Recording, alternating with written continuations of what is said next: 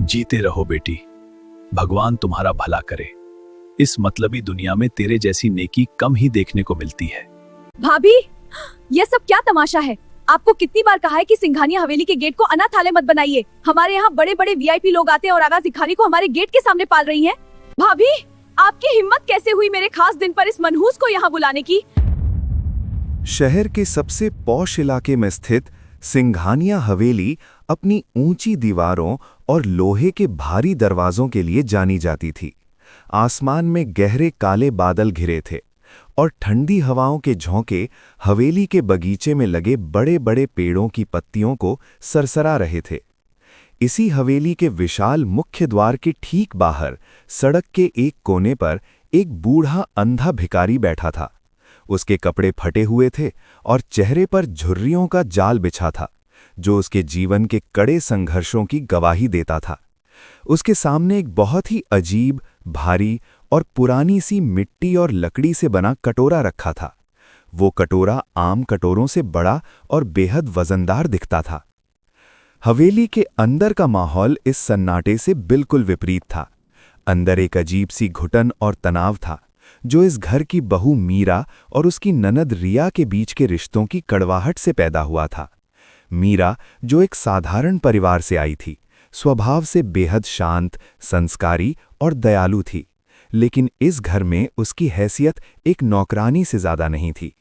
उसकी ननद रिया, जो विदेश से पढ़कर लौटी थी, अहंकार और भौतिक सुखों में अंधी हो चुकी थी। रिया को मीरा का सीधापन और सादगी हमेशा खटकती थी। शाम के 7 बज चुके थे। हल्की बूंदाबांदी शुरू हो गई थी। मीरा ने रसोई की खिड़की से बाहर देखा।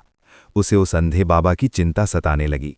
उसने जल्दी से एक टिफिन में गरम रोटियां और दाल निकाली, एक शॉल लिया और हवेली के मुख्य द्वार की ओर चल पड़ी। बाबा, ओ बाबा, बारिश शुरू हो गई है। ये शॉल ओढ़ लीजिए और ये गरम खाना खा लीजिए। बूढ़े बाबा ने अपने कांपते हाथों से शॉल लिया और मीरा के हाथ से टिफिन लेकर अपने उस भारी, विचित्र कटोरे के पास रख दिया। उनकी सफ़ेद, पथराई हुई आंखों में रोशनी नहीं थी, लेकिन उनकी मुस्कान में एक अजीब सा सुकून था। जीते रहो बेटी, भगवान तुम्हारा भला करे। इस मतलबी दुनिया में तेरे जैसी नेकी कम ही देखने को मिलती है। मीरा अभी बाबा से बात ही कर रही थी कि तभी पीछे से एक महंगी कार के ब्रेक लगने की तेज आवाज आई। कार का दरवाजा खुला और रिया अपने ऊंचे हील्स की खटखट आवाज करती हुई बाहर निकली। उसने एक कीमती डिजाइनर साड़ी पहनी थी और उसके चेहरे पर हमेशा की तरह एक हिकारत भरा भाव था। उसकी नज़र जैसे ही मीरा और उस भिखारी पर पड़ी, उसका पारा 7वें आसमान पर पहुंच गया। भाभी, ये सब क्या तमाशा है? आपको कितनी बार कहा है कि सिंघानिया हवेली के गेट को अनाथालय मत बनाइए। हमारे यहाँ बड़े बड़े वीआईपी लोग आते हैं और आगा भिखारी को हमारे गेट के सामने पाल रही हैं। मीरा सहम गई। उसने अपनी साड़ी का पल्लू थोड़ा और खींच लिया और नजरें झुका लीं। रिया, बारिश हो रही थी, बेचारे भूखे थे, मैंने बस थोड़ा सा खाना ही तो दिया है। ये तो कुछ कहते भी नहीं है, एक कोने में चुपचाप बैठे रहते हैं। रिया, कड़े शब्दों में, हाथ नचाते हुए, मुझे कोई सफाई नहीं चाहिए। आपको तो स्टैंडर्ड का एस भी नहीं पता। अपने उस मिडिल क्लास मायके की आदतें यहां मत थोपिए। और ये बुढ़ा, इसे तो मैं कल ही यहां से पुलिस बुलवाकर फेंकवाती हूं। इसका ये सड़ा हुआ कटोरा और इसकी शक्ल दोनों मेरी आंखों में चुभते हैं। रिया पैर पटकती हुई हवेली के अंदर चली गई। मीरा की आंखों से 2 बूंद आंसू छलक पड़े, जो बारिश की बूंदों में मिल गए। उसने बाबा की तरफ एक खेद भली नजर डाली और चुपचाप अंदर लौट आई। दूर सड़क के उस पार एक काले शीशे वाली कार में बैठा एक अनजान शख्स ये पूरा नज़ारा देख रहा था। वो शख्स पिछले 1 महीने से रोज़ शाम को वहां आता और चुपचाप उस अंधे भिखारी और हवेली के लोगों को देखता रहता था। दिन बीतते गए। घर में रिया की सगाई की तैयारियां जोरों पर थीं। शहर के सबसे बड़े बिजनेसमैन के बेटे से रिया का रिश्ता तय हुआ था। पूरा घर विदेशी फूलों और रोशनी से सजाया गया था। रिया का अहंकार अब अपने चरम पर था। उसने मीरा को सगाई के किसी भी मुख्य काम से दूर रखा था, यहाँ तक कि उसे मेहमानों के सामने आने से भी मना कर दिया था, ताकि मीरा की सादगी रिया के स्टेटस को कम न कर दे। सगाई का दिन आ गया। हवेली के बाहर लग्जरी गाड़ियों की कतार लग गई थी। हर तरफ महंगे इत्र की खुशबू और जेवरों की चमक थी।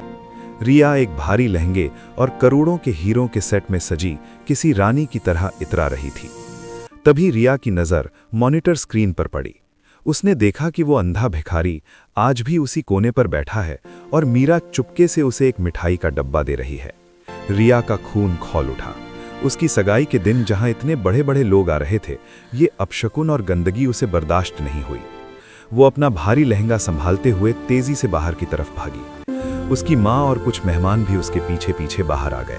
भाभी, आपकी हिम्मत कैसे हुई मेरे खास दिन पर इस मनहूस को यहाँ बुलाने की? मैंने कहा था ना कि मुझे यह यहाँ नहीं दिखना चाहिए। मीरा घबरा गई। मिठाई का डब्बा उसके हाथ से छूट गया। रिया, आज खुशी का दिन है। मैंने सोचा बाबा का मुंह मीठा करवा दूं। ये अभी चले जाएंगे, प्लीज तमाशा मत करो। आंखों में नफरत का जहर लिए, तमाशा तो आपने बना रखा है मेरी जिंदगी का। इस भिखारी से आपको इतनी ही हमदर्दी है तो जाइए, इसके साथ फुटपाथ पर बैठ जाइए। वो आगे बढ़ी और उसने अपने हील वाले पैर से उस अंधे बाबा के उस पुराने भारी कटोरे को पूरी ताकत से ठोकर मार दी। कटोरा हवा में उछला और सीधे सिंघानिया हवेली के विशाल पत्थर के खंभे से जा टकराया। झन, एक बेहद जोरदार आवाज के साथ वो अजीब सा लकड़ी और मिट्टी से बना भारी कटोरा कई टुकड़ों में टूटकर बिखर गया। सब लोग सन्न रह गए, लेकिन अगले ही पल जो हुआ उसने सबकी सांसें रोक दी। जैसे ही कटोरे का बाहरी खोल टूटा, उसके अंदर से एक तेज नीली और सफेद रंग की रोशनी निकली, जिसने पल भर के लिए सबकी आंखें चुंधिया दी। उस टूटे हुए कटोरे के मलबे के बीच एक अंडे के आकार का बेहद प्राचीन और बेदाग चमकता हुआ नीलमणि यानी डायमंड या सफायर पड़ा था। उसकी चमक इतनी तेज और शुद्ध थी कि हवेली की सारी रोशनियां उसके सामने फीकी पड़ गईं। वो कोई मामूली हीरा नहीं था, वो एक ऐसा बेशकीमती और दुर्लभ रत्न था जिसकी कीमत का अंदाजा लगाना भी नामुमकिन था। सन्नाटा छा गया, सिर्फ बारिश की बूंदों की आवाज आ रही थी। रिया की आंखें फटी की फटी रह गईं। मेहमानों के बीच फुसफुसाहट शुरू हो गई। रिया के लालची मन में तुरंत काम करना शुरू किया। वो अपना लहंगा छोड़कर उस हीरे की तरफ झपटी। ये मेरा है, ये मेरी हवेली के बाहर मिला है। माय गॉड, ये तो अरबों का है। उसने जैसे ही हीरे को हाथ लगाने के लिए हाथ बढ़ाया, तभी एक भारी और कड़कदार आवाज गूंजी। रुक जाओ, उस हीरे को हाथ मत लगाना, रिया सिंघानिया। सबने मुड़कर देखा। सड़क के उस पार से वही काले शीशे वाली कार हवेली के गेट पर आकर रुकी। उसमें से एक अधेड़ उम्र का व्यक्ति बाहर निकला, जिसने एक बहुत ही महंगा और एलीट सूट पहना हुआ था। उसके पीछे 2 हट्टे कट्टे बॉडीगार्ड्स थे। शहर के पुलिस कमिश्नर भी उस शख्स के साथ थे। रिया के होने वाले ससुर ने उस आदमी को देखते ही पहचान लिया और उनके होश उड़ गए। वो दुनिया के सबसे बड़े और रहस्यमयी डायमंड मर्चेंट और अरबपति मिस्टर विक्रम राठौर थे। विक्रम राठौर धीरे धीरे चलते हुए उस मलबे के पास आए। उन्होंने झुककर वो हीरा उठाया और उसे अपनी रेशमी रुमाल से पूछा। यह द ब्लू हार्ट है, दुनिया का सबसे नायाब हीरा, और इसे मैंने ही 3 साल पहले इस खोखले कटोरे के अंदर छिपाकर बनारस के इस पुराने घाट के बाबा को सौंपा था। रिया, उसकी माँ और सभी मेहमान स्तब्ध थे। मीरा अभी भी उस अंधे बाबा के पास खड़ी थी, जो अब मुस्कुरा रहे थे। लेकिन क्यों? एक भिखारी के कटोरे में इतना बेशकीमती हीरा क्यों? विक्रम राठौर ने अपनी गहरी आंखों से रिया को देखा, जैसे उसकी आत्मा को चीर रहे हों। इंसानियत को परखने के लिए मैं देखना चाहता था कि क्या आज के इस लालची और दिखावे वाले दौर में कोई ऐसा इंसान बचा है जो बिना किसी स्वार्थ के सिर्फ इंसानियत के नाते किसी गरीब की मदद करे। लेकिन कोई ऐसा नहीं मिला जिसने इन्हें सम्मान दिया हो। विक्रम राठौर मुड़े और मीरा की तरफ देखा। उनकी आंखों में एक गहरा सम्मान था। पिछले 6 महीनों से मेरी टीम इस हवेली के बाहर नजर रखे हुए थी। मैंने देखा कि रोज अपना खाना बचाकर इस बाबा को खिलाती थी। इसने कभी इस कटोरे को नहीं देखा, इसने सिर्फ उस इंसान की भूख देखी। रिया का चेहरा शर्म और गुस्से से पीला पड़ चुका था। रिया जी, आपने इस कटोरे को ठोकर मारकर तोड़ा नहीं है, बल्कि आपने अपना भाग्य खुद लात मारकर दूर किया है। मेरी वसीयत और मेरे नियम के अनुसार जो इस कटोरे को बिना इसके अंदर के राज को जाने सच्चे मन से अपनाएगा, ये हीरा उसी का होगा। विक्रम राठौर ने वो बेशकीमती हीरा आगे बढ़ाया और मीरा के कांपते हाथों में रख दिया। यह हीरा अब कानूनी तौर पर आपका है मीरा जी। इसकी कीमत आज के बाजार में 500 करोड़ रुपए से भी ज्यादा है। आप सिर्फ इस हीरे की मालकिन नहीं हैं, बल्कि मेरे ट्रस्ट की नई चेयरपर्सन भी हैं। मुझे आप जैसी ही सच्ची और दयालु इंसान की तलाश थी। रिया के होने वाले ससुर, जो सिर्फ पैसे और रुतबे के भूखे थे, उन्होंने तुरंत अपनी पत्नी से कुछ फुसफुसाया। श्रीमती सिंघानिया, हमें माफ कीजिएगा।